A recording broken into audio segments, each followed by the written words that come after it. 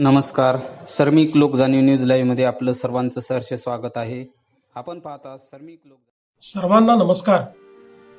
आपले माननीय पंतप्रधान नरेंद्र मोदीजी यांनी एक आवाहन आपल्या सर्वांना केले आहे, ते म्हणजे इंधन बचत आणि परकीय चलनाची बचत. सोप्या शब्दात समजून घ्या, त्यांच्या या प्रतिपादनाच्या मागे हेच दोन हेतू आहेत. सोने खरेदी करू नका असे यासाठी की आपण मोठ्या प्रमाणात सोन्याची आयात करतो आणि यातून आपल्या देशातील पैसा हा परकीय चलनात जातो. ती स्थिती इंधनाची आपली गरज आपण आयातीतून भागवतो, त्यामुळे तेथेही परकीय चलनात आपला पैसा जातो.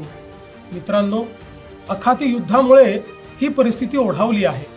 अशा वेळी संपूर्ण देशाने एकसंधपणे उभे राहणे गरजेचे आहे.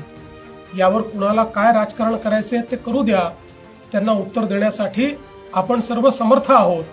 पण आपल्या छोट्या छोट्या बदलातून आपण मोठी देशसेवा करू शकतो, हे तुम्हाला लक्षात घ्यायचे आहे. नवीन वाहन खरेदी करताना शक्यतोवर ई वाहन खरेदी करा.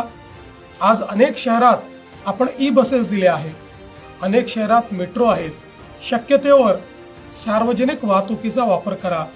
कार वापरणे आवश्यक असेल तर ती समूहाने वापरा, म्हणजे आपल्या आसपासचे मित्र गोळा करून एकत्र प्रवास करा.